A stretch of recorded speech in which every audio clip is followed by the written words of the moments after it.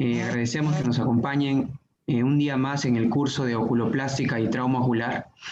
Hoy día tenemos el especial agrado de tener con nosotros a la doctora Jane Girón Gutiérrez y a la doctora Vanessa Vázquez Puma, que van a exponer hoy día el tema de uso de toxina botulínica en oftalmología y blefaroespasmo.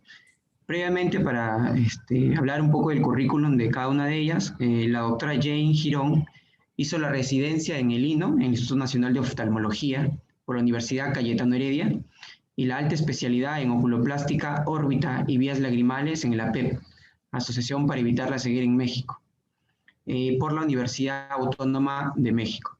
Actualmente es médico staff en la Clínica Internacional. Agradecemos de antemano su participación y sabemos que será de gran importancia para nosotros, los médicos residentes en formación. Y también contamos con la presencia de la doctora Vanessa, que ya anteriormente la hemos visto. La doctora Vanessa ha hecho su pregrado en la Universidad Católica Santa María de Arequipa. Actualmente cursa el tercer año de oftalmología por la Universidad Nacional Mayor de San Marcos, aquí en el Hospital Nacional Arzobispo Loaiza. También agradecemos su participación. Doctora Vanessa, ¿le parece si empieza? Gracias, Kenji. Sí, permíteme compartir la presentación.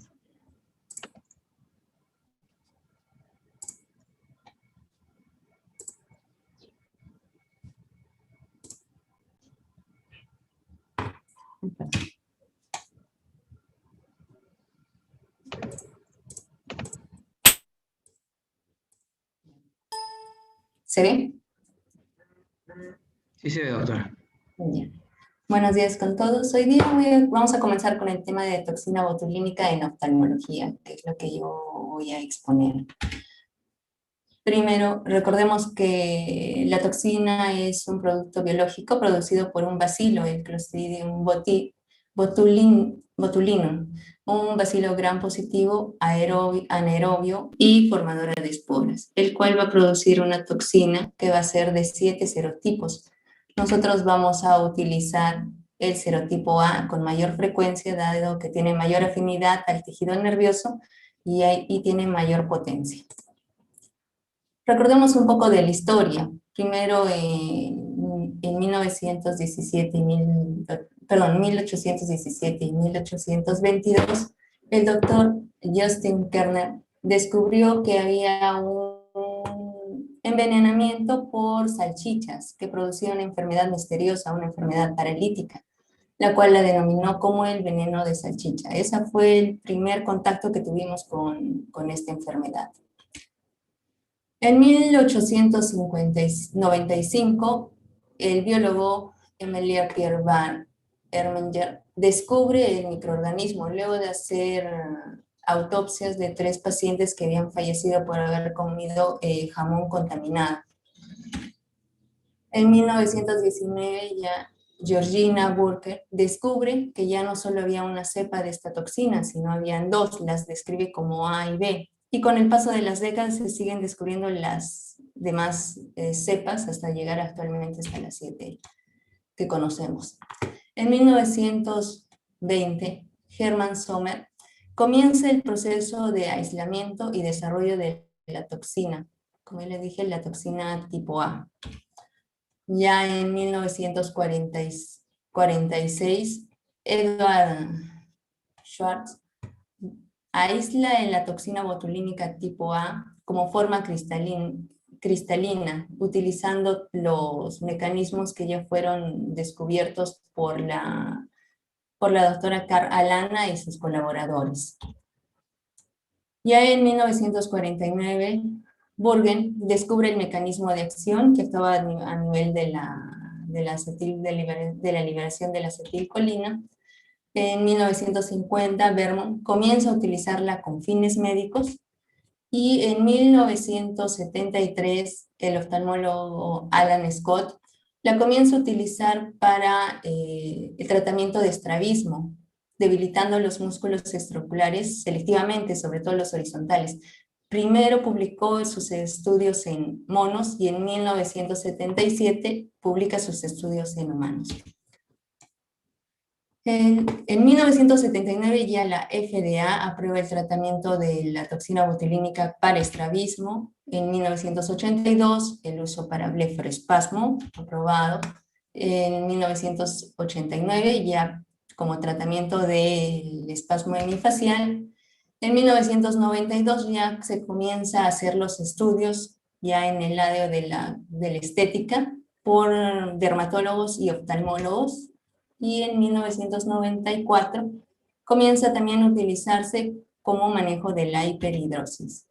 El 2002 ya la FDA la aprueba como tratamiento para las arrugas glavelares, y en y en el 2004 la FDA también la aprueba como tratamiento para la hiperhidrosis. Es un poco de la historia. Ahora veamos la toxina. Como sabemos, va a ser una única cadena que va a pesar aproximadamente 150 kilodaltons, hablando de la toxina botulínica tipo A, la cual tiene que ser activada, así rompiendo este enlace y formando dos unidades, una cadena pesada y una cadena ligera, unidas por un puente disulfuro y creando 4 dominios, los cuales van a actuar con las membranas y también con la translocación que tiene que ver con la vesícula. Hablando de los dominios, que les decía que hay 4, tenemos el dominio de unión, que sería esta región verde, y acá también tenemos la región verde, que es la que se va a unir a la membrana celular de la placa neuromuscular. De ahí tenemos esta parte, la morada, que también es parte del dominio de unión, que se cree que participa en unión con los fosfatidilinositol. Tenemos el dominio de translocación, que sería la parte amarilla, que es lo que va a permitir que la cadena ligera salga de la vesícula.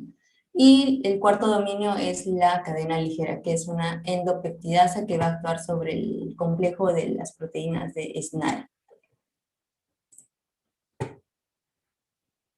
Como ya les dije, la toxina actúa en la hendidura de la sinapsis de la placa neuromuscular. Va a inhibir la liberación de las vesículas de acetilcolina.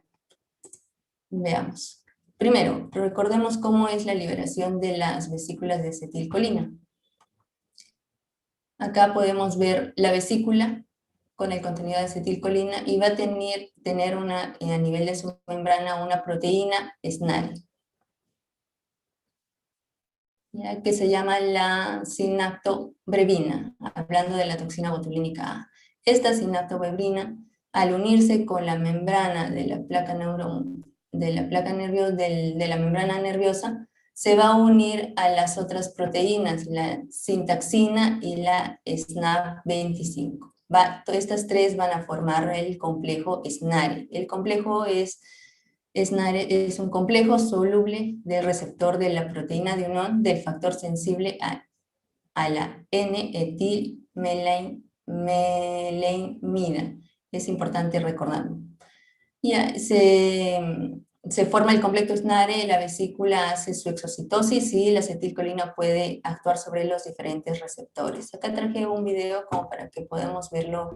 Las terminaciones nerviosas presinápticas en la unión neuromuscular contienen vesículas membranosas que almacenan el neurotransmisor acetilcolina. Que está corriendo. La neuroestimulación inicia una cascada de acciones que culminan en la fusión de las vesículas contenedoras de neurotransmisores con la membrana nerviosa. La interacción entre las proteínas de la vesícula y las de la superficie celular, que juntas forman el complejo SNARE, facilita este proceso.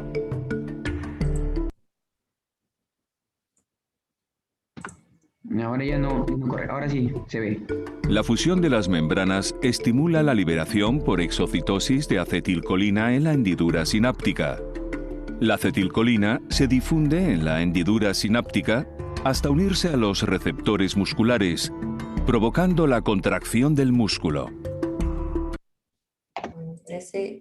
Creo, ¿corrió el video, me podrían decir? Se escucha, doctora, pero no corre completamente, se para. Ok. Ya, creo que Ok. es por el internet. Bueno, avanzaremos por cuestiones del tiempo. Y acá vamos a ver el mecanismo de acción, cómo es de la toxina. La toxina es inyectada igual en la placa neuromuscular. Vamos a tener que la cadena pesada va a formar un complejo de doble receptor, uno con un gangliósido, el GT1, y también con un receptor proteínico, que va a ser el SB2. Con esos dos receptores se va a unir y va a permitir que comience la endocitosis, como podemos ver. Acá, como podemos ver, comienza la endocitosis.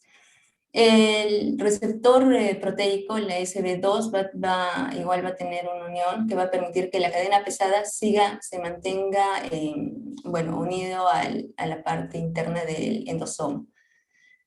Esa sería la primera parte que se llama el complejo de unión. De ahí pasamos al paso de que es la translocación. ¿Qué quiere decir? Que la cadena pesada se va a liberar de la cadena ligera, y por medio de mecanismos que todavía están en estudios, la cadena ligera va a salir al citosol, como podemos ver acá. Sale al citosol. Y el paso número 3 es la enzimática, que quiere decir que entonces la cadena ligera va a actuar por medios enzimáticos, va a romper las proteínas del complejo SNARI. Dependiendo de qué tipo de toxina estamos poniendo, va a actuar en diferentes proteínas SNARI. Por ejemplo, la toxina botulínica tipo 1 actúa sobre la SNAP25. En cambio, la toxina botulínica BDFG van a catalizar otra proteína SNARI, la VAMP. Y con esto, al no haber las proteínas SNARE para que se forme el complejo SNARE, la vesícula con la acetilcolina no va a poder ser liberada. Estas proteínas que fueron catalizadas van a volver a formarse con el paso del tiempo. Aproximadamente van a ser 4 a 6 meses. Se vuelven a formar y ya la vesícula con acetilcolina puede hacer su exocitosis. A ver, no sé si pueda correr el video.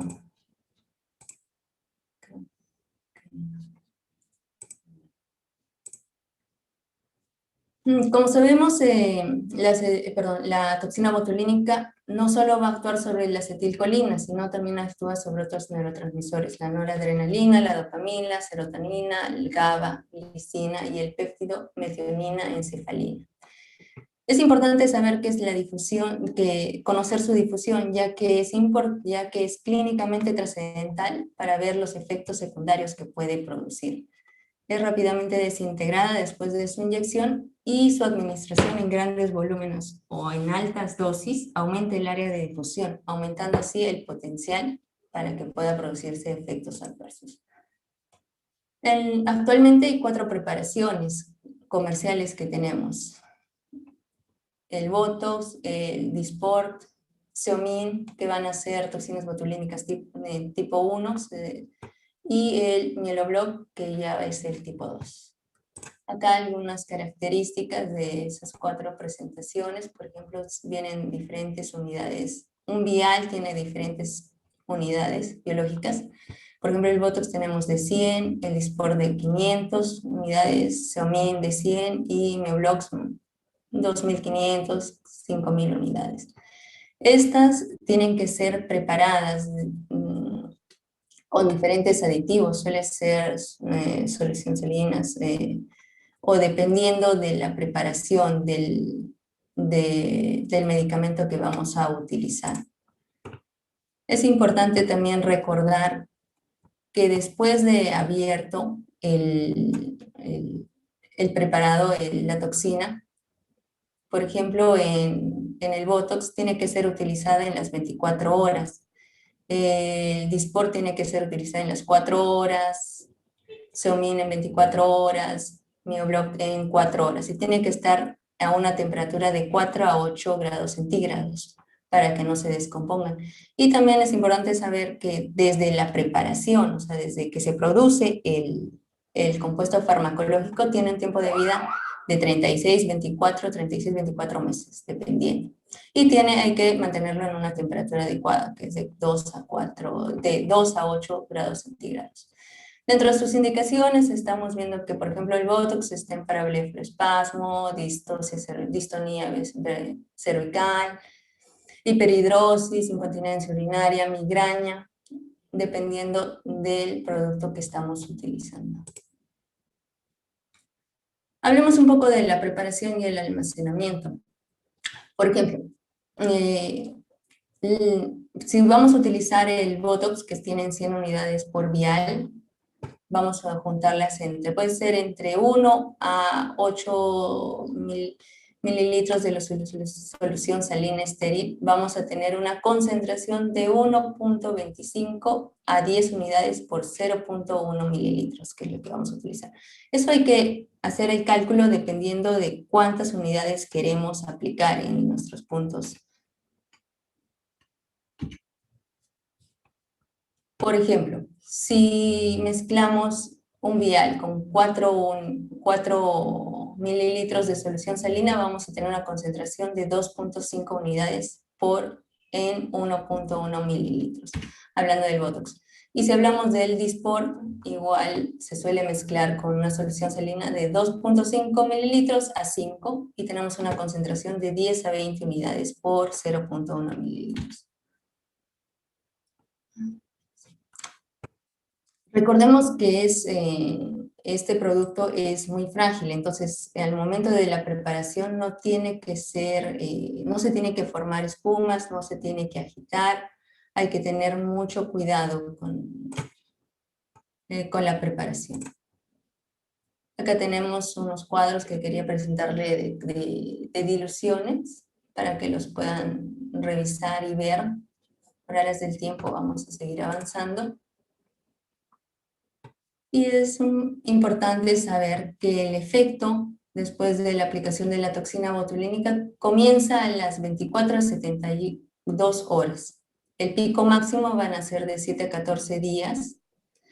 Si lo utilizamos para los nervios autónomos, por ejemplo, el tratamiento de la hiperhidrosis o la vejiga neurogénica, el efecto puede durar en total de 6 a 9 meses. Y en el caso del músculo estriado, va a durar de 3 a 4 meses. La toxina botulínica tipo B suele ser algo más corta, el periodo de duración suele ser más corto que la de tipo A, más o menos de 6 a 8 semanas si utilizamos 1000 unidades, y de 10 a 12 semanas si utilizamos 2000 unidades. Hablemos un poco de la administración. Utilizamos una aguja de 30 Gauss, y lo que tenemos que hacer primero es una limpieza con solución antiséptica sin alcohol, y hay que secarla. Alguna bibliografía recomienda que apliquemos frío, más o menos en la zona que vamos a inyectar, de 3 a 5 minutos. Algunos utilizan también cremas tópicas de anestesia para reducir la sensación de dolor, y de ahí lo que tenemos que hacer es tensar la piel para poder revelar si hay algún vaso que que tenemos que evitar durante la inyección. Es importante recordar que luego de la aplicación de la toxina botulínica, el paciente tiene que permanecer parado en posición vertical mínimo 4 horas para evitar los efectos secundarios que la toxina botulínica afecte otros músculos que no deseados. Y indicarle al paciente que no debe tocarse o frotarse las zonas de aplicación.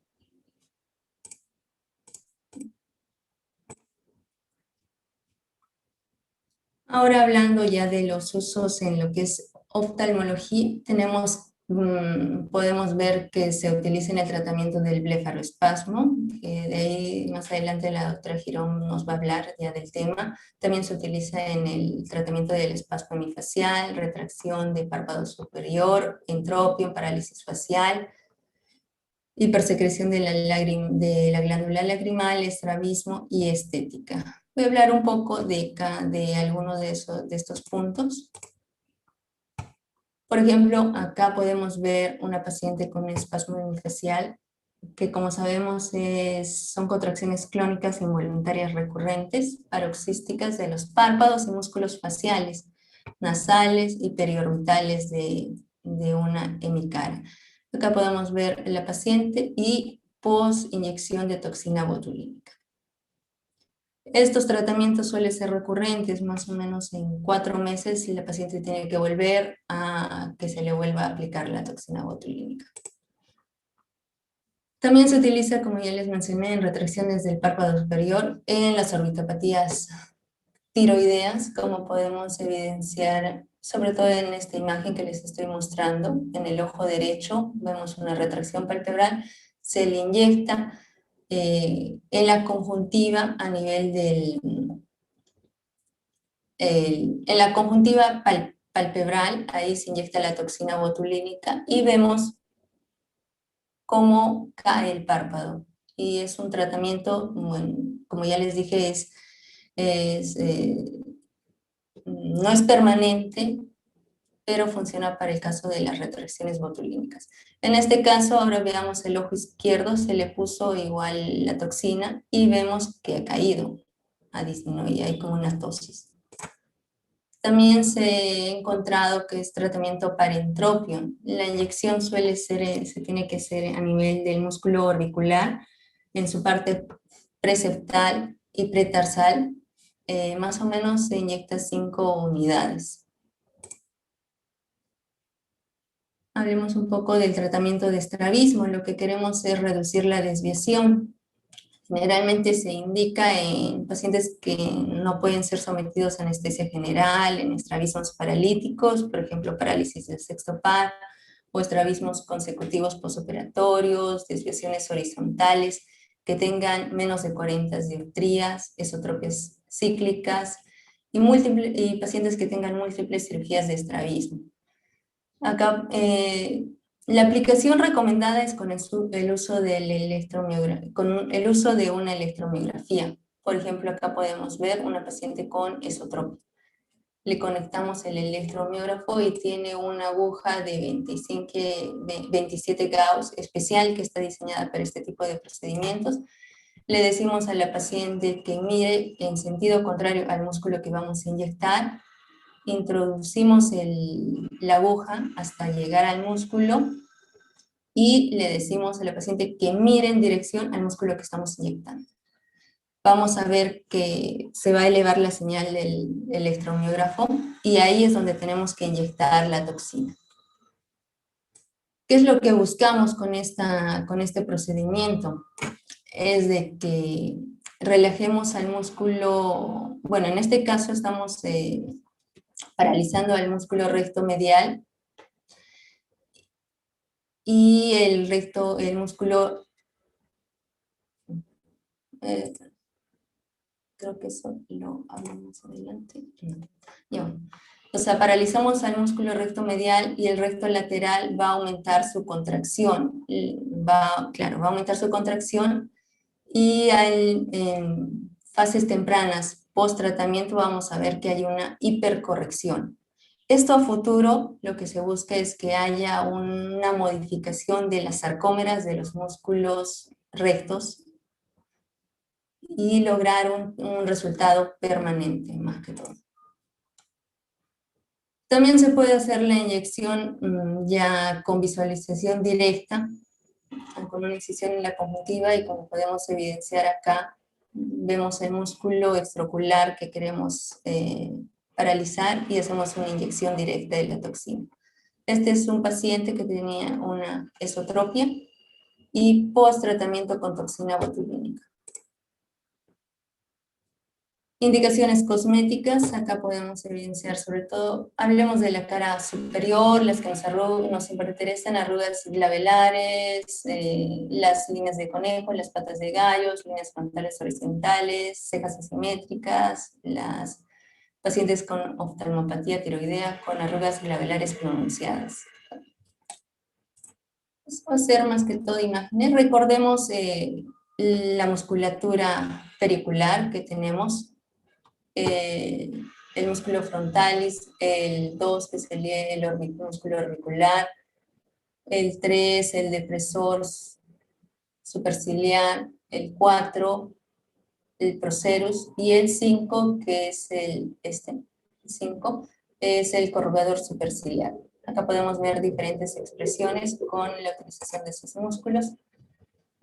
El uso del frontal nos va a formar unas arrugas horizontales a nivel de la frente y lo que tenemos que hacer es inyectar la toxina, como podemos ver, en estos puntos. Las unidades van a variar dependiendo de la profundidad de las arrugas. Paciente post tratamiento de toxina, vemos que ya no se forman esas arrugas horizontales. El complejo glabelar, que está formado por 3 músculos, el procerus, el depresor superciliar y el corrugador superciliar. Igual puntos de tratamiento que tenemos que conocer para la inyección de la toxina. Vemos pretratamiento, posttratamiento, igual, pretratamiento, posttratamiento. Vemos la aplicación en los diferentes músculos. La aplicación en todo el complejo glabelar.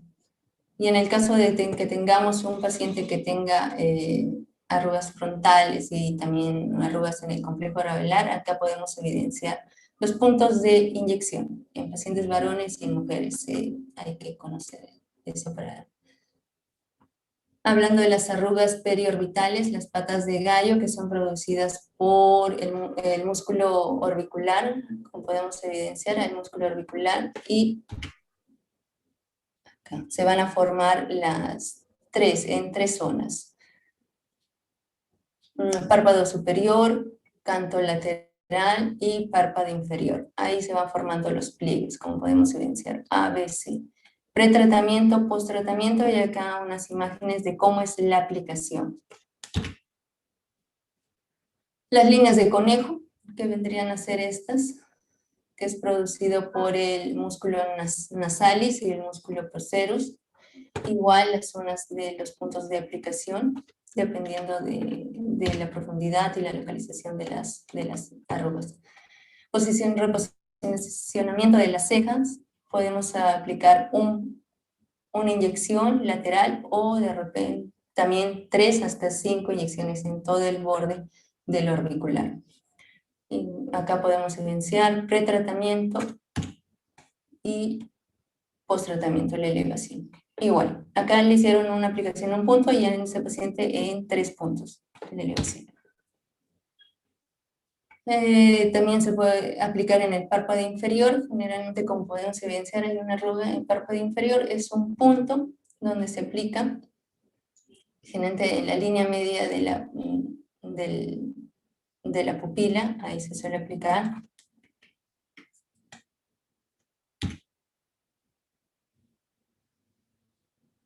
Igual acá, esta es una imagen donde podemos evidenciar mayor. El paciente presenta pretratamiento y posttratamiento, ya no hay esa arruga en el párpado inferior. Dosificaciones según las zonas que queremos tratar, también según el producto, mujeres, varones, Botox, Dysport, Xeomin, cuántas las unidades y cuántos puntos de inyección solemos tener.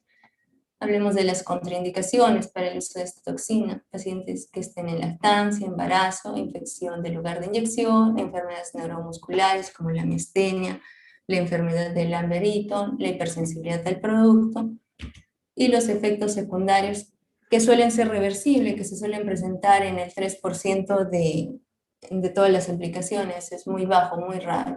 Que tenemos el dolor de cabeza, edema, hematoma, dolor leve relacionado a la inyección, ojo seco, epífora, visión borrosa, tosis, blefaroptosis, tosis de ceja, diplopía, reacciones de anticuerpos contra la toxina botulínica, esto es muy raro, gerentes por una reacción a las proteínas que están incluidas en el preparado, y la alergia. Eso era todo lo que tenían para ustedes con el tema de uso de toxina botulínica. Muchas gracias, doctora. A ver si nos puede compartir su presentación, doctora Girón.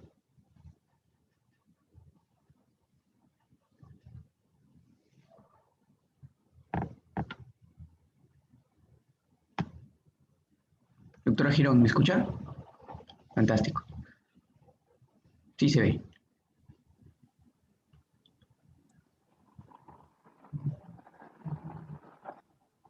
En modo presentación.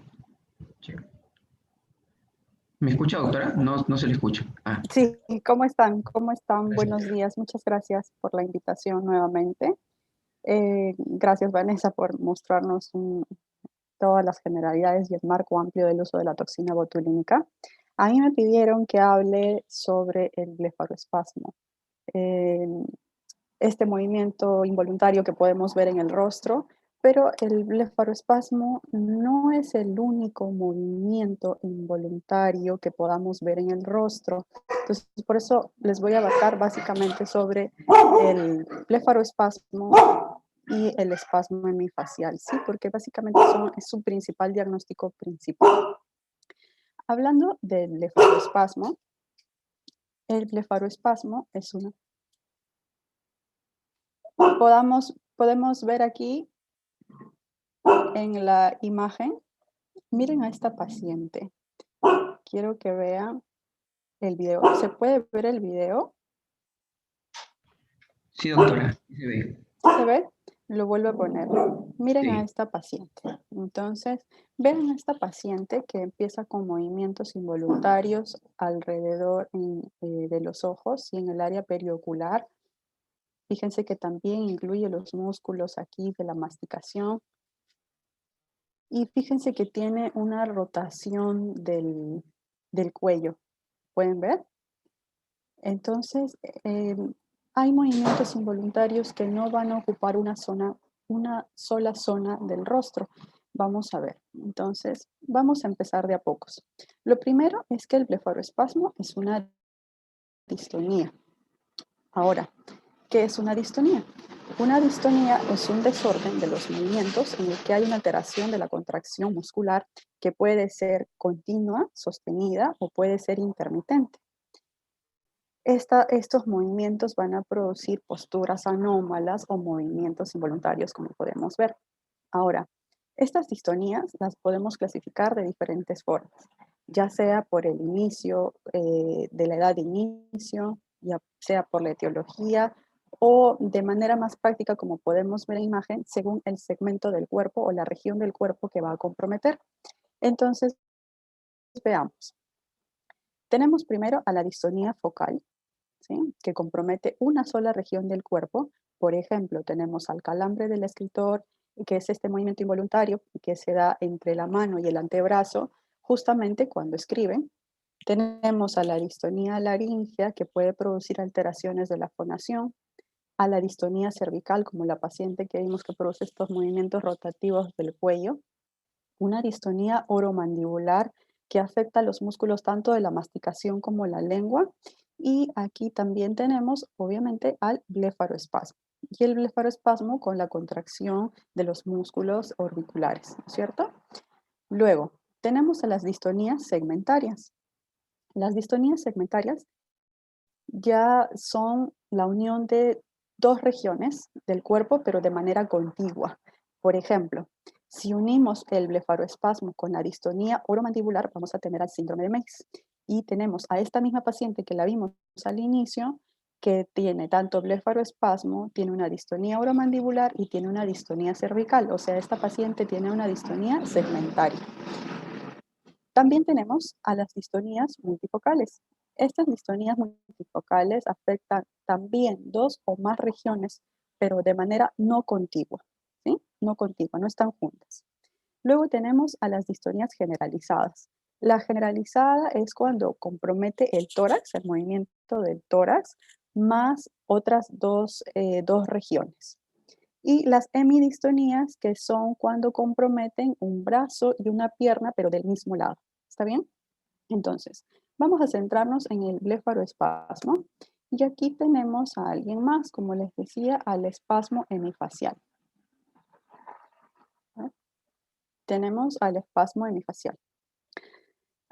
¿Por qué no están juntas? ¿Por qué no se ven en la misma, en los mismos dibujitos? Porque el espasmo hemifacial realmente es considerado un movimiento involuntario, pero de origen periférico. Mientras que las distonías son movimientos involuntarios, pero básicamente de origen central, ya que la alteración principal está a nivel de los ganglios basales. ¿Sí? Entonces, como tenemos al blefaroespasmo y el espasmo hemifacial, que es su principal diagnóstico diferencial, vamos a abordarlos. El objetivo de esta charla realmente es que nosotros podamos reconocer los movimientos involuntarios, que luego podamos diferenciarlos y luego sepamos cómo vamos a abordar a este paciente. ¿Qué le podemos ofrecer? ¿Cómo se lo vamos a ofrecer? ¿Qué reacciones adversas tienen estos medicamentos? Y básicamente, ¿cómo le vamos a explicar al paciente el cuadro y el pronóstico? ¿Está bien? Entonces, empecemos por esto. Tenemos, espérame un segundito. Siempre se dice que una imagen vale más que 1000 palabras, ¿verdad? Entonces, por favor, veamos los videos.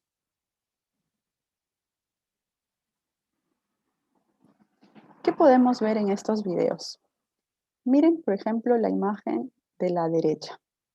Vemos que tiene una contracción involuntaria del músculo orbicular bilateral, igual que en la imagen de la izquierda, ¿sí? Es bilateral.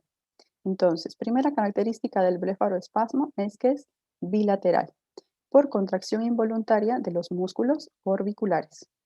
Si podemos ver en el video, si notamos un poquito más, fíjense que no solamente son los músculos orbiculares, sino que aquí también se asocia la contracción tanto del corrugador,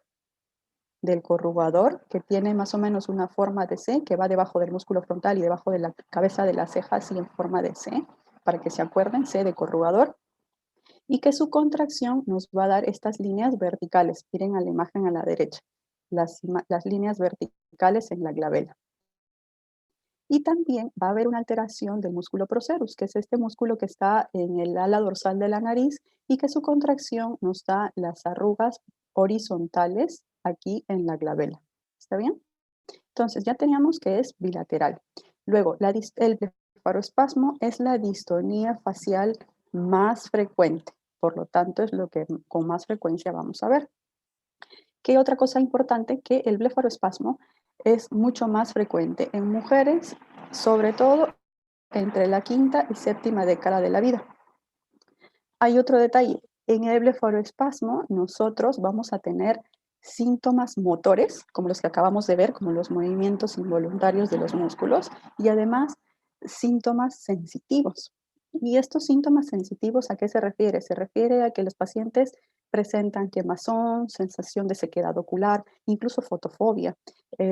¿Cómo se dan cuenta de esto? Porque hacen un estudio, un seguimiento de muchos años a los pacientes, notan esto precisamente, ¿no? Estos síntomas sensitivos se pueden presentar meses o incluso años antes de que el paciente pueda presentar el blefaroespasmo.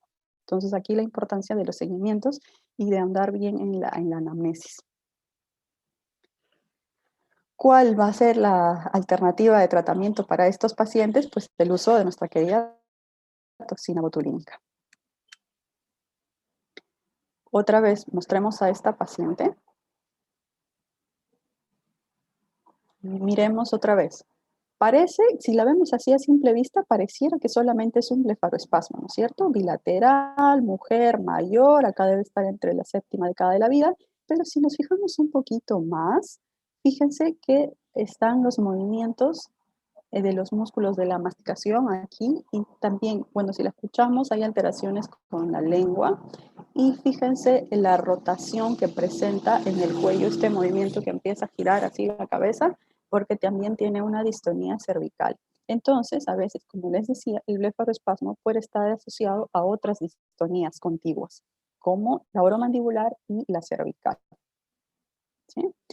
¿Qué otro detalle más? Si se fijan, esta paciente está hablando y en los videos anteriores que les mostré, también la paciente le pedimos que hable. ¿Por qué? Porque generalmente estos movimientos involuntarios se van a activar con acciones voluntarias. Por eso es que para la evaluación clínica nosotros le pedimos al paciente que hable. Yo le pregunto a la paciente, señora, cuénteme cómo se llama, cuándo empezó. Entonces la cosa es que hable. Y cuando habla la paciente, cuando hace estas acciones voluntarias, los movimientos empeoran, ¿de acuerdo? O se activan y así los podemos revisar bien. A veces cuando viene la consulta, viene luego de descansar en reposo, no se nota tanto. Pero si le pedimos que hable o que gesticule o que haga así como si fuera a silbar, como si fuera a dar un beso o algo, se activan estos movimientos. Entonces, eso es muy importante para la clínica. Comparando con su principal diagnóstico diferencial, el espasmo hemifacial. Como vemos, también se puede presentar en mujeres y varones. Espérame.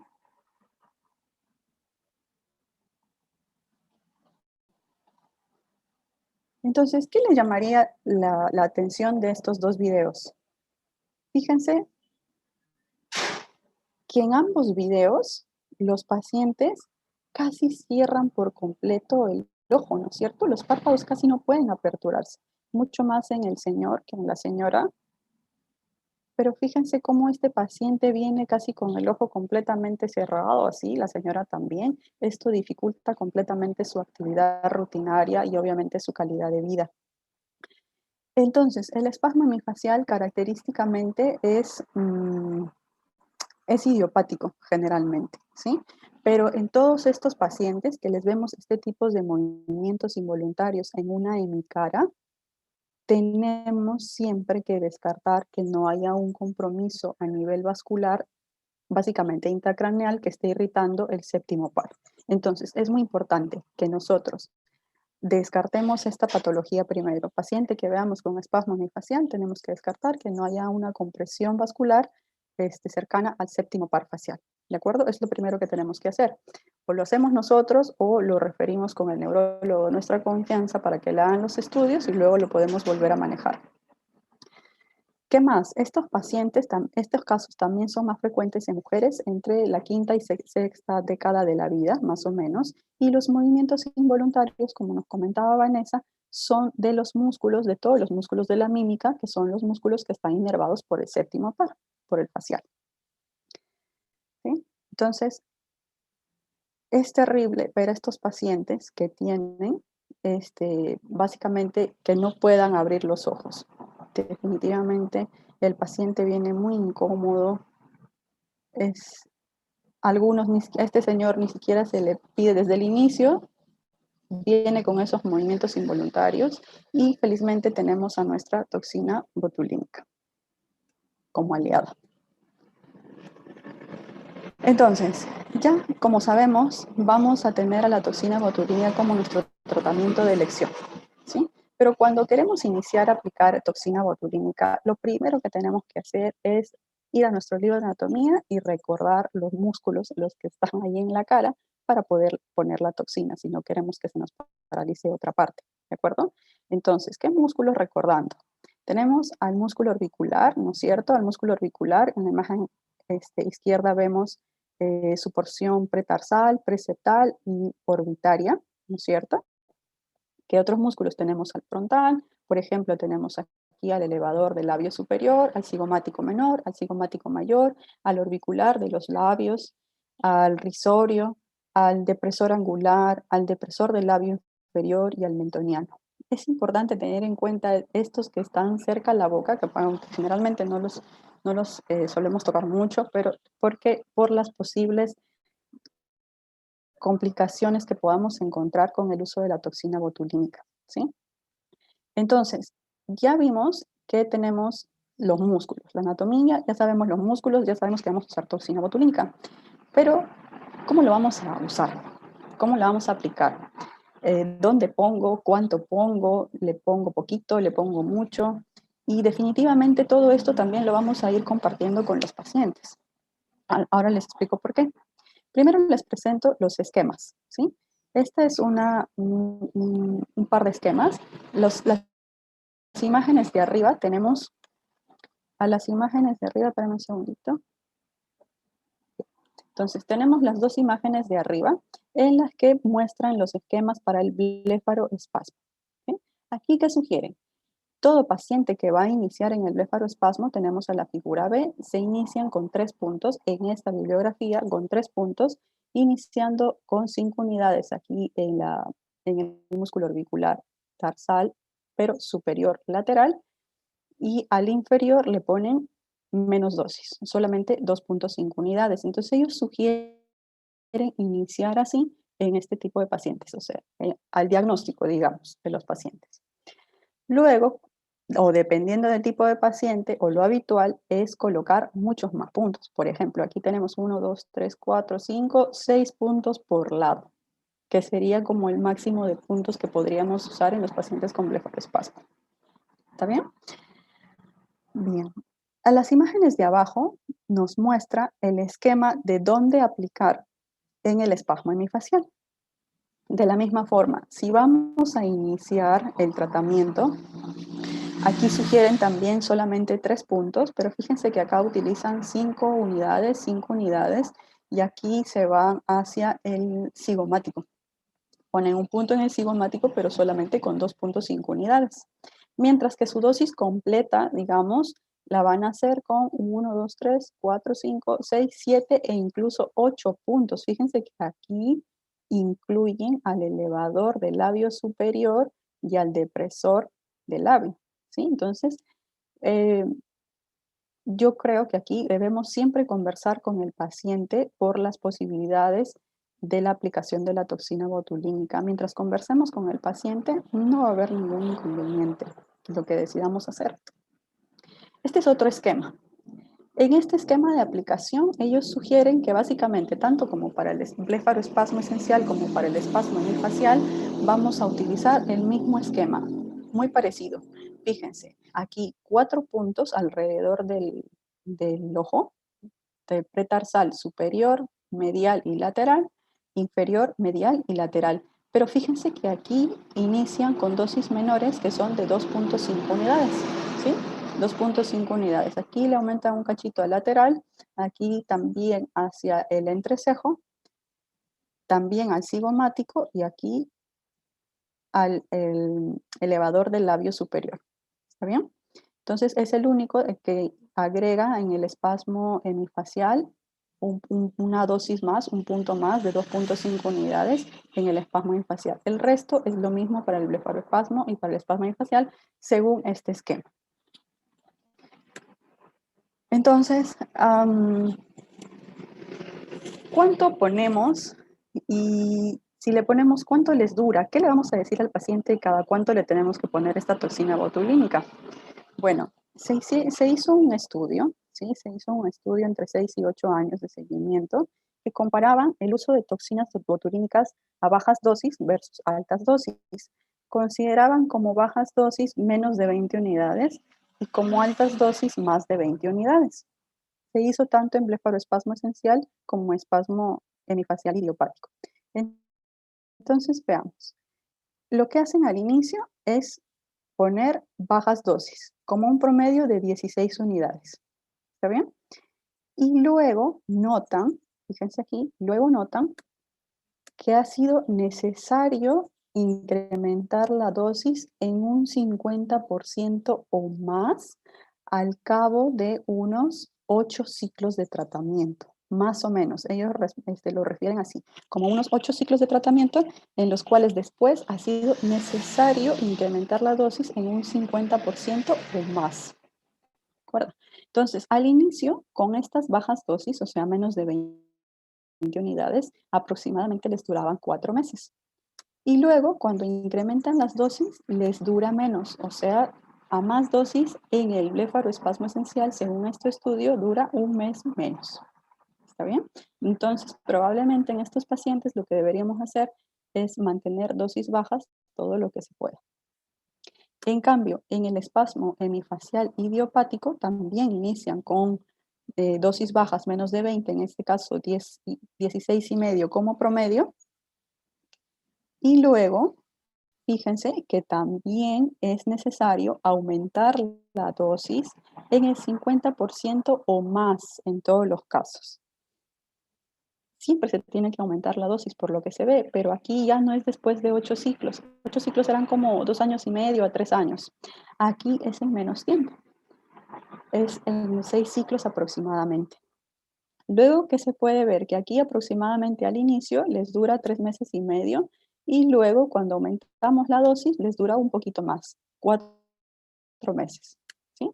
Entonces muestra en este estudio que en el espasmo hemifacial idiopático, si aumentamos dosis, aumenta también el tiempo de mejoría. ¿Sí? Que necesariamente ellos sugieren que tal vez deberíamos iniciar con dosis un poquito mayores en el espasmo hemifacial idiopático, ya que encuentran que hay como que una mayor hiperactividad muscular en esta patología. ¿Qué pasa también luego? Es que se le hace una encuesta a algunos pacientes. ¿Ya? A estos pacientes todos han tenido el diagnóstico de sincinesia facial, que la sincinesia facial es como los movimientos involuntarios de un espasmo hemifacial, pero, por ejemplo, secundario a una regeneración aberrante, por ejemplo, secundario a una parálisis facial. Entonces, ¿qué hacen? Aquí lo que quieren hacer es comparar el tipo de toxina botulínica que usamos para saber cuál podremos usar con más facilidad. Como mencionaba su compañera Vanessa, tenemos diferentes tipos de toxina botulínica. Entonces, en este estudio, que es un ensayo en realidad, comparan 3 tipos de toxina. Ya vimos que la onabotulina es el Botox, la avobotulina es el Dysport y la incobotulina, que es el Xeomin. Entonces, comparan estas 3 toxinas botulínicas de tipo A. ¿Y qué hacen? Los someten a estos pacientes a una encuesta, pero a una encuesta subjetiva, a una encuesta en que el paciente refiere cómo se siente con la aplicación de la toxina. Es completamente una evaluación subjetiva del paciente, ¿de acuerdo? Entonces, la encuesta se les aplica a la semana 1, a la semana 2 y a la semana 4. ¿Qué muestran en este estudio? Que realmente en las primeras semanas no encuentran una diferencia estadísticamente significativa. Sin embargo, en la semana 4 notan un menor grado de satisfacción con la incobotulina, o sea, con el Xeomin, ¿sí? A diferencia de con el Botox y con el Dysport. Eso quiere mostrar este estudio.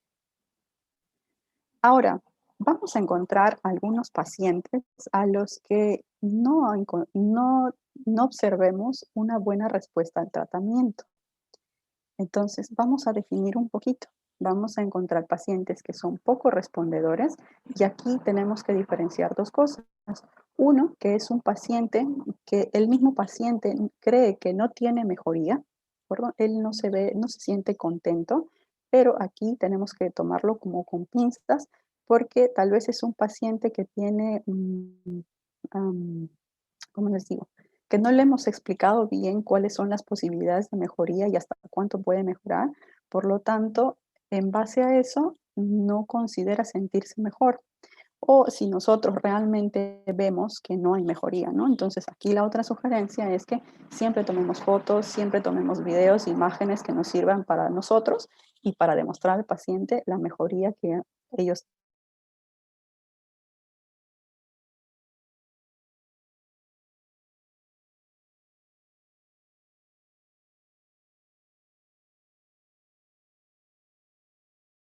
comodidad, que este grado de mejoría de verdad los mantiene muy cómodos, muy confortables, ¿sí? Veamos este otro caso. Solo me debo las fotos, miren el cambio. Entonces,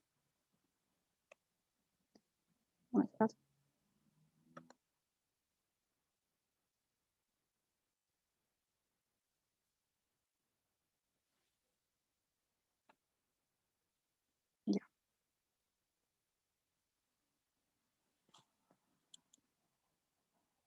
Miren la imagen de la izquierda.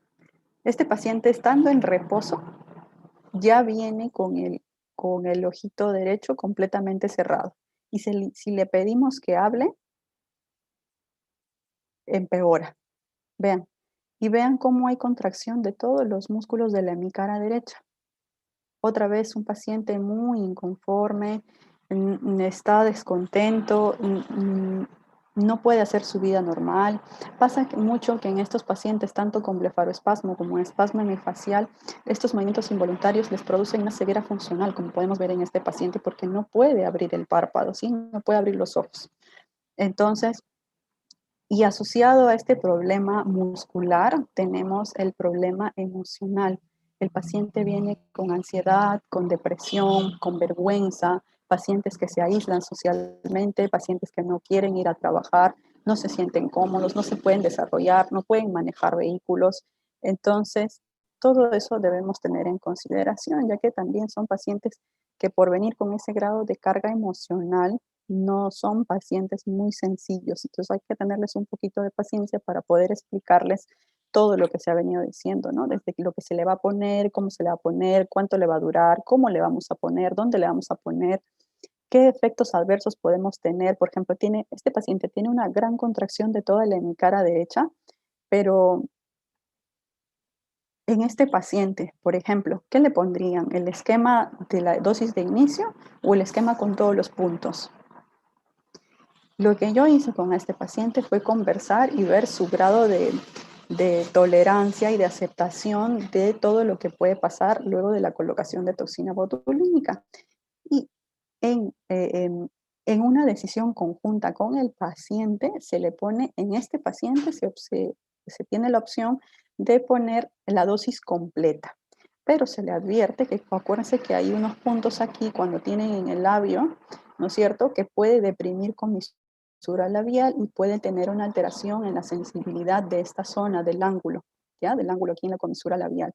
Entonces, ya conversado con este paciente, se le coloca la toxina botulínica y de este movimiento que vemos a la izquierda, pasamos a esto a la derecha. Casi no hay movimiento, es un poquito nada más, es mínimo, ya no se le cierra el ojo. Sí es cierto, cuando el paciente trata de cerrar el ojo hay un retraso en el parpadeo, por eso el ojo seco, por eso la necesidad de usar lubricantes, incluso geles para las noches. El paciente está muy contento porque se conversó con él. De verdad que es un paciente muy contento, muy agradecido y viene para sus controles. Vamos a ver. Siguiente. Esta otra paciente, por ejemplo, es una paciente muy especial, es una paciente que está cerca a los 90 años. La verdad es que cuando tienen este tipo de pacientes, yo les sugiero que llamen a un familiar, traigan al familiar, no le coloquen si no está el familiar y no hayan conversado con el familiar. La paciente no está muy lúcida, tiene la molestia, tiene la contracción, pero no está muy lúcida. Yo le explico a la paciente, pero media hora más tarde la paciente no se acuerda y no sabe, y obviamente si no se acuerda, va a reclamar porque capaz le queda un poco de insensibilidad en la comisura o hay algo que no le guste, no está perfecto, porque no es perfecto, el tratamiento con la toxina botulínica no es perfecto, pero sí le podemos ayudar en gran medida a mejorar su calidad de vida. Por eso traigan un familiar. Entonces, en el caso de esta paciente, se conversa con el familiar, se le explica y en ella, fíjense que, no sé si lo notan, pero también tiene a esta paciente y llega a ser un entropión espástico, ¿ya? Esta paciente, miren cómo jala toda la cara hasta la comisura y llega a ser un entropión espástico. Le ponemos la toxina botulínica, ya el ojito se mantiene abierto, le queda un ligero movimiento acá, pero la señora tenía un poco de alteración en la sensibilidad en esta zona cuando come, no se le caían los líquidos, felizmente, pero sí hay una alteración en la sensibilidad. Pero como se había conversado con el familiar, no solamente con ella, porque ella no se acuerda, no está muy lúcida, no hay problemas. El paciente, el familiar está también contento, la señora cuando se acuerda está tranquila, si no, más o menos, son casos que no son tan sencillos a veces por el grado del paciente, por el tipo de paciente que nos podemos encontrar. Si se fijan, como que me han tocado muchos más espasmos hemifaciales. Son, de verdad, por alguna razón me han tocado, son más frecuentes, los he visto con más frecuencia. Miren este otro paciente. También le pedimos, fíjense que hagan los movimientos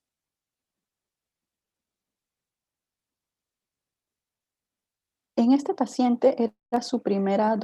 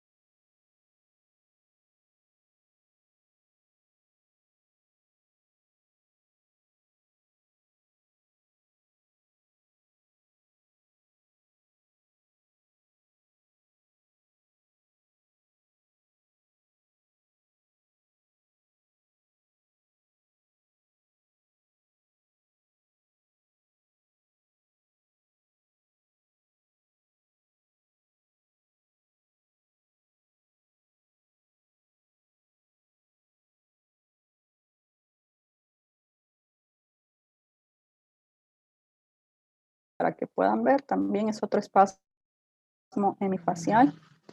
En este caso del lado derecho, miren, cierra completamente también. Y aquí estos pacientes de verdad han terminado muy contentos. En este caso le queda un cachito del lagoftalmos, fíjense, tiene un poco de lagoftalmos, pero manejado con una buena lubricación. Igual no hay ningún inconveniente. Bueno, muchas gracias. Si tienen alguna duda, aquí estoy para servirles. Muchas gracias, doctora Girón. Excelente exposición. No sé si la doctora Charca tiene algún comentario hasta que los participantes también se animen a hacer más preguntas. Sí, hola, ¿cómo están? Buenos días. Gracias, doctora, por su exposición, doctora Girón, gracias. Bueno, a mí me tocó día quirúrgico, así que ahí empezamos, que vamos a empezar dentro de poco. Quería comentar al auditorio que el uso de toxina botulínica es de los oftalmólogos también.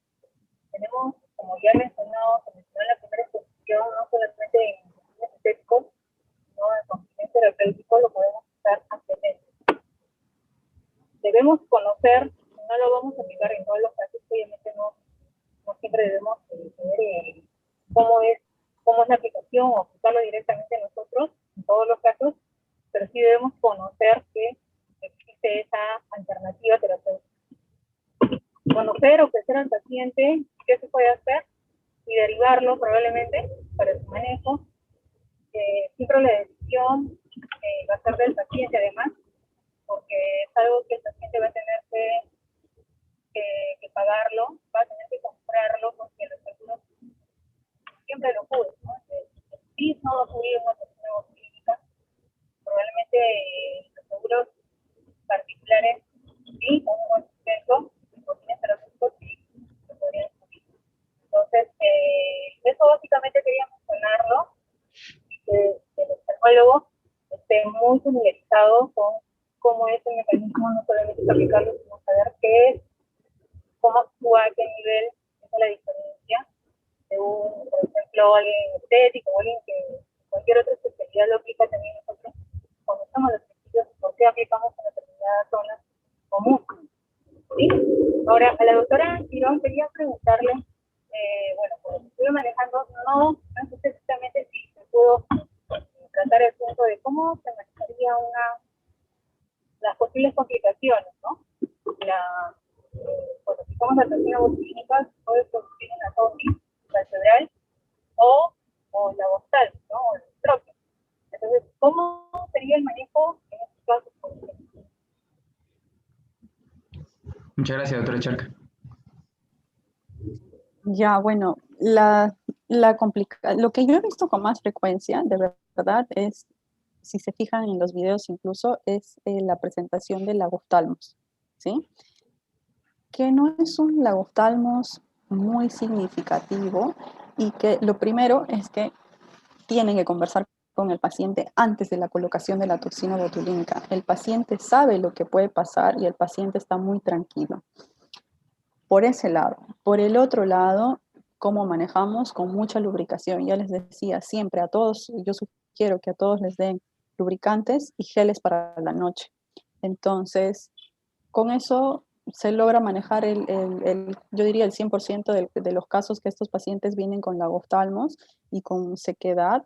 No he tenido ningún caso el que se haya hecho una queratitis ni nada, obviamente manejándolo con lubricación y con la conversación previa que se tiene con cada paciente. En cuanto al ectropio, la verdad es que no me ha tocado ver ningún ectropio luego del uso de toxina botulínica en los párpados inferiores. Es porque los músculos se contraen tanto que básicamente logramos relajarlos más que ponerlos en hiporreflexia. No me ha pasado, pero igual con una buena lubricación yo creo que podríamos manejar estas complicaciones. Siempre, obviamente, acuérdense que estos pacientes los tenemos que citar para los controles, porque el paciente o no se pone el lubricante, no se pone el gel en las noches y se puede complicar, se puede hacer una queratitis por exposición, por supuesto. Entonces hay que citarlos y hay que explicarles, como les decía, no solamente al paciente, sino al familiar, para que nos ayuden en el manejo. Acuérdense que las responsabilidades son compartidas, la responsabilidad del médico y la responsabilidad del paciente que tiene que cumplir su tratamiento. Y otro punto muy importante es pues, que la toxina botulínica tiene un tiempo de acción, ¿no? Si hay algo que al paciente no le guste, de todas maneras ese efecto va a pasar en un tiempo y a la siguiente podemos modificar. Obviamente podemos modificar dosis, pero obviamente explicándole al paciente que si modificamos dosis y quitamos dosis, probablemente no tenga el efecto que él quiera, sobre todo en el movimiento, ¿no es cierto? Entonces vaya a tener más movimiento, pero sin tanto lagoftalmos, digamos, o sin tanta alteración en la sensibilidad de aquí del ángulo de la boca. Entonces, es una con otra, es carne con hueso. De verdad no es perfecto, pero es muy bueno. Doctora Girón, aquí nos pregunta la doctora Nidia Quispe con respecto a las distonías. ¿Se debe aplicar el Botox cada mes? No. Está indicado cada 3 meses oficialmente, pero lo podemos hacer cada 3 o 4 meses, ¿no? En los casos particulares, los pacientes suelen venir a los 6 meses porque obviamente implica un costo. Y en los pacientes que tienen seguro, cada 3 o 4 meses, dependiendo de la sintomatología. Y otra pregunta es, ¿existe pues en el uso repetido de toxina botulínica, existe la tolerancia? O sea, ¿ha visto usted en los casos que ha aplicado Claro, tolerancia? Ajá, cuando presentaba una de las diapositivas, hablaba sobre la inmunoresistencia, o sea, la tolerancia al fármaco. Como sea, de los estudios que se ha mostrado, aparentemente el Xeomin es el que muestra menos inmunoresistencia, o sea, menos tolerancia, pero a la larga el paciente nota menos mejoría clínica, digamos, ¿no? A mí particularmente me gusta el Botox. La inmunoresistencia se ve después de los 3, 4 años o más, si es que se ve. Entonces, me ha tocado ver un paciente que se veía con un poco de tolerancia, digamos. El paciente lleva unos 10 años de tratamiento de Botox, pero no es un paciente solamente con blefaroespasmo, es un paciente que tenía blefaroespasmo, así muy parecida a la señora del video que mostré, blefaroespasmo, distonía oromandibular y una distonía cervical muy marcada, en que los que normalmente son pacientes que se usan dosis mucho más altas de toxina botulínica. Pero otro caso no me acuerdo. Y aparte del Botox, ¿qué otra marca ha usado o qué aspectos usted ha visto positivos en una u otra marca que haya usado? De los 3 que he mencionado, yo básicamente uso el Botox. Me parece mucho más práctica la forma de dilución. El Xeomin lo he usado una sola vez y el Dysport sí no lo he usado, no tengo mucha experiencia con el Dysport, aunque por la concentración de unidades y el grado de dilución es mucho más amplio, entonces tiene como más riesgo de que la toxina no la podamos controlar bien y como hay más cantidad que aplicar, pues la toxina se va y se esparce por zonas que no queremos, ¿no? Yo la verdad es que casi no la he usado, el Dysport, básicamente Botox. Perfecto. Doctora, el doctor Fernández tiene una pregunta. Dice, buenos días. ¿Los espasmos semifaciales se calman con el sueño, con el reposo? ¿O qué utilidad tiene el uso de anticonvulsivos en el uso de espasmo hemifacial?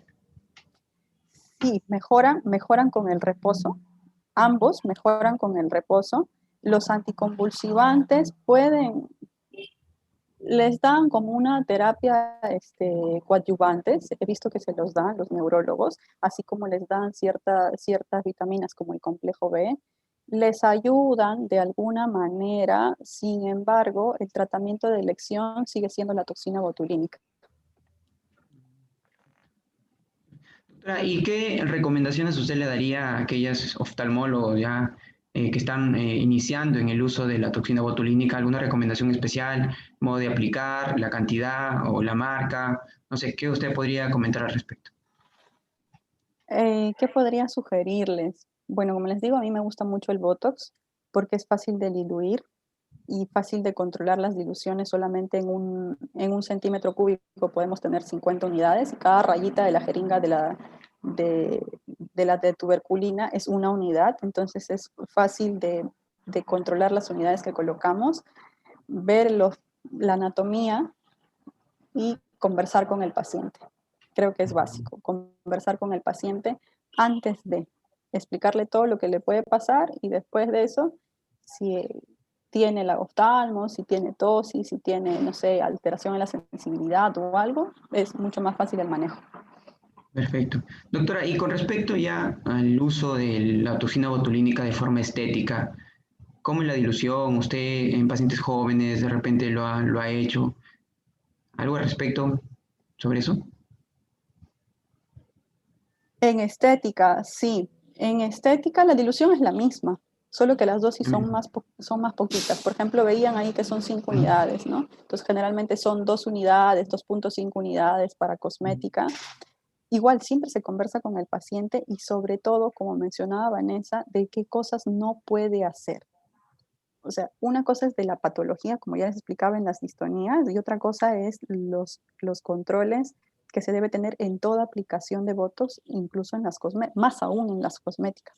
No se pueden frotar la cara. Por ejemplo, hay muchos pacientes que obviamente van, se ponen el Botox, están regias, pero luego se van y se hacen su tratamiento facial, cancelados, porque se hacen su facial, se hacen el masaje y todo el Botox que lo tenían aquí en la frente se va a la cara y se les cae el párpado.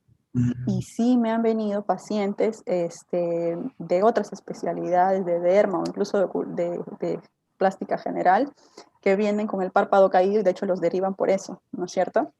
En ese caso se usa teóricamente la praclonidina, pero acá no tenemos, y podemos usar la fenilefrina, ¿sí? Ayuda, dura poquito, pero para una foto, para cosas muy específicas, se pueden colocar y como que les levanta un poquito el párpado. Pero la explicación es antes de la aplicación, me parece básica.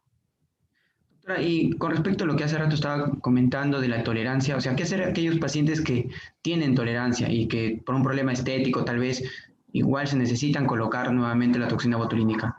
En esos casos, No, ¿qué hace? si es que es un tema cosmético, definitivamente no estaría indicado.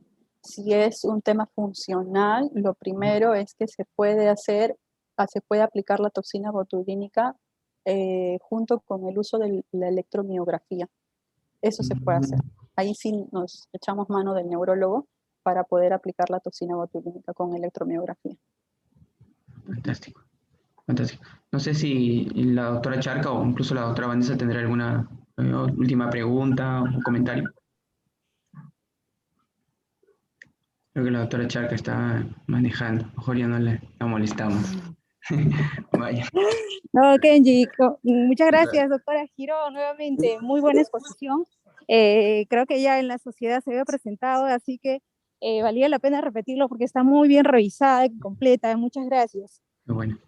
Sí, Bueno, muchas doctorcita gracias. Gastelo, sí, buenos días, doctorcita Gastelo, buenos Doctora días. Zamora, ¿qué tal? Sí, Buen buenos día. días para felicitar a la doctorita Girón, agradecerle muchísimo, brillante su participación, muy bonita su exposición. Doctorita, solamente muy bonita, para recalcar de repente a la pregunta que le hicieron sobre el diagnóstico diferencial entre bléfaroespasmo y espasmo hemifacial en relación al reposo, al sueño. O sea, se sabe, se describe, ¿no? Y vemos también, ¿no? Que en blefarospasmo, en reposo, muchas veces desaparece por completo, ¿no? Estas contracturas, mientras que en el hemiespasmo facial sí persisten, ¿no? Digamos que esa sería una diferenciación. Lo otro también de que al inicio puede ser también que el blefarospasmo sea unilateral, pero por corto tiempo, y después, a posteriori ya, definitivamente es bilateral, a diferencia del hemiespasmo facial. Y lo otro que nos ha tocado ver, que a veces hemos tenido una paciente que inicialmente presentó, bueno, venía por otras cosas, paciente mayor, ¿no? Catarata, todo, tenía su problema de osteoartrosis cervical, estaba con collarín, todo, pero por épocas comenzó a presentar primero blefarospasmo, pero a posteriori ya hizo un hemiespasmo facial. Entonces se le hizo el examen neurooftalmológico, el examen completo, y aparte, bueno, también se le mandó al neurológico, ¿no? Y para que le vean también lo del collarín, todo eso. Pero la paciente ha estado años años con eso, por épocas, y era una paciente de salud, ¿no? Pero no le habían puesto todavía toxina botulínica, nada. Y ya después se le sugirió, pero con una reevaluación del neurólogo. Pero ella persistía, y aparte de eso que tenía el problema de el ojo seco, o sea, el ojo seco previo, y más aún con este blefarospasmo sin haber colocado toxina botulínica, ¿no? Entonces, ¿a qué voy? Lo importante es lo siguiente, cuando vemos estos tipos de pacientes crónicos, insistir, ¿no? O sea, en la reevaluación neurológica, porque el neurólogo le decía que no encontraba nada, le hicieron resonancia magnética, no encontraban nada, y después, al poco tiempo, bueno, le hacen una angioresonancia, porque la paciente tenía muchas molestias, y le encuentran una aneurisma de la cerebral media de ambos lados, ¿no? Bilateral. Entonces, para tener en cuenta eso, de que es importante los estudios, insistir, ¿no? Porque a veces la resonancia no lo da, y la angioresonancia sí, tener en cuenta el ángulo pontocerebeloso, con estos casos atípicos, o que siguen, que persisten, y tener, bueno, la resonancia de encéfalo de fosa posterior, ¿no? Digamos, para tomar en consideración. Y otra cosa importante dentro del diagnóstico diferencial, a veces también hemos tenido pacientes de Parkinson, que también tienen dificultad para abrir los párpados, y tenemos que hacer un diagnóstico diferencial, ¿no es cierto?, de que tengan tendencia a un blefarospasmo. Entonces, una de las formas sería de que en el caso del blefarospasmo nosotros vamos a notar la contractura del orbicular, mientras que en estos casos de la apraxia, para abrir los párpados, para la apertura, no va a haber la contractura, sino simplemente que el paciente no puede abrir, ¿no? Y así, sencillamente, hay varios diagnósticos diferenciales, ¿no? que nos vienen, ¿no? El síndrome de Gilles de la Tourette, ¿no? Y un tic doloroso, también hemos tenido pacientes con neuralgia del trigémino, ¿no? Que también, para hacer el diagnóstico diferencial. Ahora, la pregunta que le quería hacer, si en algunos de estos casos de usted, si es que no han respondido, por ejemplo, en el caso de blefarospasmo, al tratamiento con toxina botulínica, y que, digamos, ya han descartado la parte neurológica atípica, han pensado en la posibilidad de una decisión de la parte superior del orbicular para disminuir estas contracturas o de la ceja. ¿Sí? Le quería hacer esa pregunta, doctorita. Sí, doctora. No me ha tocado particularmente. Lo que, como les decía al inicio, lo más frecuente cuando aparentemente no hay respuesta es verificar siempre la dosis y la técnica de aplicación. Entonces, corrigiendo dosis, en lo que me ha tocado se ha mejorado eso, pero sí está descrito en la literatura que cuando hay casos de apraxia o cuando apraxia total o cuando no funciona absolutamente nada la toxina botulínica en estos casos severos, sí se puede hacer un tratamiento quirúrgico en el que se reseca el músculo orbicular, sí está demostrado que se puede hacer, pero bueno, es un caso un poco extremo. A mí particularmente no me ha tocado verlo, pero sí está demostrado y he visto colegas de mucha trayectoria que sí lo han llegado a hacer en esos casos extremos. Uh-huh. Muchísimas gracias, doctorita. Excelente participación. Muchísimas gracias. Y le esperamos en otra oportunidad. Sí, doctora Girón, quería extenderle las disculpas por el doctor Barriga. Ha tenido que ingresar a una reunión, pero me dejó para comentarle que muchas gracias por su participación, y en verdad, a nombre de todos los residentes y todo el comité organizador del Hospital Loaiza, del curso de oculoplástica y trauma ocular, agradecerle de antemano su participación, excelente exposición, en verdad muy didáctica para nosotros, para poder entender cada